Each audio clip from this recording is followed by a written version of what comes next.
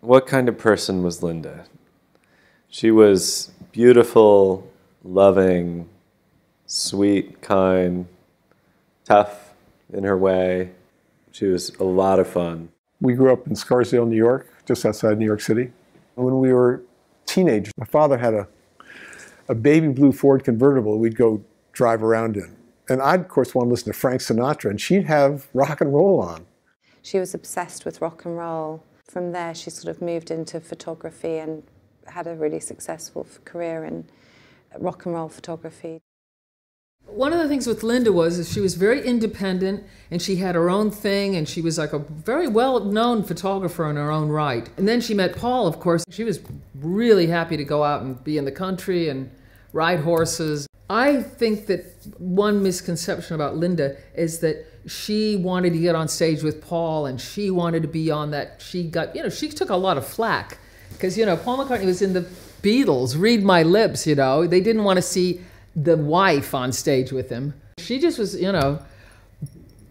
having a laugh, but she never said, I want to play keyboards in your band. I think being a vegetarian when I was younger was always frowned upon. It was always a bit strange and a bit odd, and I think, you're a minority if you're a vegetarian, but it's definitely not the sort of norm in society. Yeah, she was very much a true believer. The moral underpinnings for it, the environmental reasons for it, and she, walked the walk. Those beliefs sort of permeated all elements of her life. Always met people that said that they would meet her like in the top of the Pops dressing room, and she'd like kick open their dressing room door and say, "What are you eating?" And was always going for it to try to encourage people to, ditch the hamburgers. You can get very strident about things that you believe in if you're not careful, But I thought that she always talked about things well and made it seem that you wouldn't be joining a secret, weird society by living that way, That it might just be better.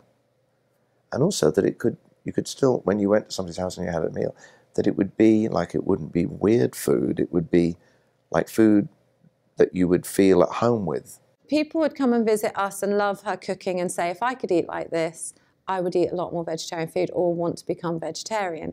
So she did a vegetarian cookbook, so when people said that to her, she could say, here's a book. Because that did so well and got so much attention, she was approached by a food company who said, can we adapt some of the range from your cookbook and make it into a frozen food range? It wasn't like she wanted to start a food company, it was more she really wanted to help inspire people to eat more vegetarian food.